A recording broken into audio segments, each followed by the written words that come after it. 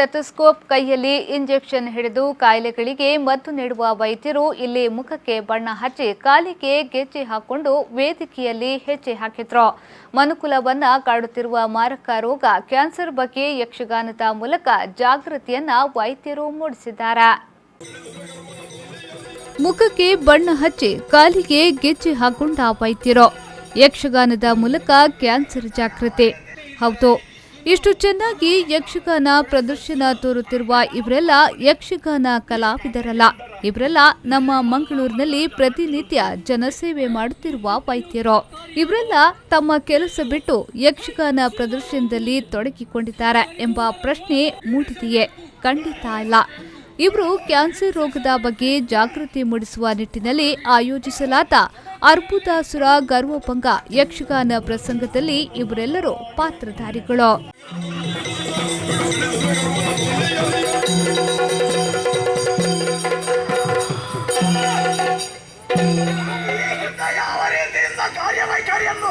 ನಡೆಸಿಕೊಂಡು ಬರ್ತಾ ಇದ್ದೇವೆ.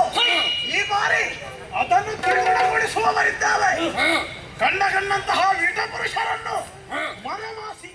ಭಾರತೀಯ ವೈದ್ಯಕೀಯ ಸಂಘ, Mangaluru association of medical consultant ಮತ್ತು Lions club Kadri hills, Indian red cross ಸಂಸ್ಥೆಯ ವತಿಯಿಂದ ಈ ಯಕ್ಷಗಾನ ಪ್ರದರ್ಶನವನ್ನು ಆಯೋಜಿಸಲಾಗಿತ್ತು.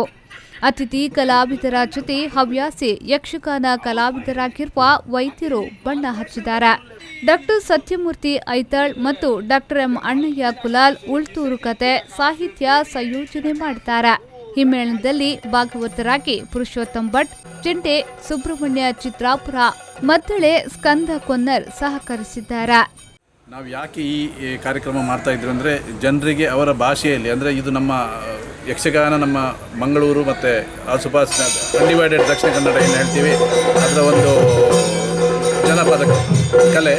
ಆ ಕಲೆ ಮೂಲಕ ಜನರಿಗೆ ಅದನ್ನು ಅರ್ಥವಾಗೋಕ್ಕೆ ಸುಲಭ ಆಗ್ತದೆ ಅಂತೇಳಿ, ಮುಟ್ಲಿಕ್ಕೆ ಸುಲಭ ಆಗ್ತದೆ ಅಂತೇಳಿ ನಾವು ಈ ಕಾರ್ಯಕ್ರಮವನ್ನು ಹಮ್ಮಿಕೊಂಡಿದ್ದೇವೆ.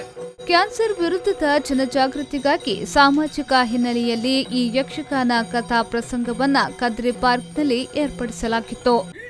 ಕ್ಯಾನ್ಸರ್ ತಡೆಗಟ್ಟಲು ಸಾಕಷ್ಟು ಜಾಗೃತಿ ಮೂಡಿಸುತ್ತಿದ್ದರೂ ಸಾಮಾನ್ಯ ಜನರಲ್ಲಿ ಅರಿವು ಮೂಡಿಸಲು ಕಷ್ಟವಾಗುತ್ತಿದೆ. ಈ ನಿಟ್ಟಿನಲ್ಲಿ ಅರ್ಬುದಾಸುರ ಗರ್ವಭಂಗ ಎಂಬ ಯಕ್ಷಗಾನ ಪ್ರದರ್ಶನದ ಮೂಲಕ ಜಾಗೃತಿ ಮೂಡಿಸಲಾಗುತ್ತಿದೆ.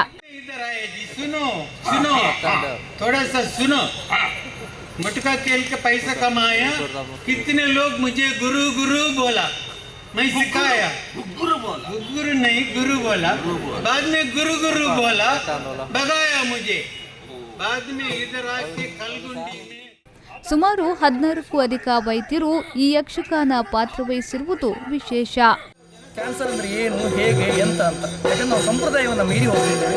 ಸಂಪ್ರದಾಯ ಮೀರಿ ಹೋಗಿರೋದ್ರಿಂದ ಆಗ್ತದೆ ಅನ್ನೋದನ್ನು ನಾವು ಧಾರ್ಮಿಕ ನಾಯಕರುಗಳ ಮೂಲಕ, ಈಗ ರಾಜಕೀಯ ನಾಯಕರುಗಳು ಜನರಿಗೆ ಮಾರ್ಗದರ್ಶನ ಕೊಡೋ ಸ್ಥಿತಿಯಲ್ಲಿ ಇಲ್ಲ, ಕಳೆದು ಹೋಗಿದ್ದಾರೆ.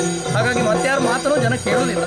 ಧಾರ್ಮಿಕ ನಾಯಕರುಗಳ ಮೂಲಕ ಭಗವಂತನನ್ನೇ ಮೂಲವಾಗಿಟ್ಕೊಂಡು ನಮ್ಮ ಕಟ್ಟುಪಾಡುಗಳೇನಿದೆ, ಹಿಂದೂ, ಮುಸ್ಲಿಂ, ಕ್ರಿಶ್ಚಿಯನ್, ಸಿಖ್, ಜೈನ ಮುನಿಗಳ ಕಟ್ಟುಪಾಡುಗಳೇನಿದೆ, ಆ ಕಟ್ಟುಪಾಡುಗಳನ್ನು ನಾವು ಬಿಟ್ಟು ಹೋಗಿದ್ದೇವೆ. ಯಾವಾಗಲೂ ಬ್ಯುಸಿಯಾಗಿರುತ್ತಿದ್ದ ವೈದ್ಯರು ಜನರಲ್ಲಿ ಯಕ್ಷಗಾನದ ಜಾಗೃತಿ ಮೂಡಿಸಲು ಮೂಡಿಸಿದ್ದ ಕಾರ್ಯ ಶ್ಲಾಘನೀಯ. ಯಕ್ಷಗಾನದ ಮೂಲಕ ಜನರಲ್ಲಿ ಜಾಗೃತಿ ಮೂಡಿಸುವ ಪ್ರಯತ್ನ ಎಲ್ಲರ ಮೆಚ್ಚುಗೆಗೆ ಪಾತ್ರವಾಯಿತು.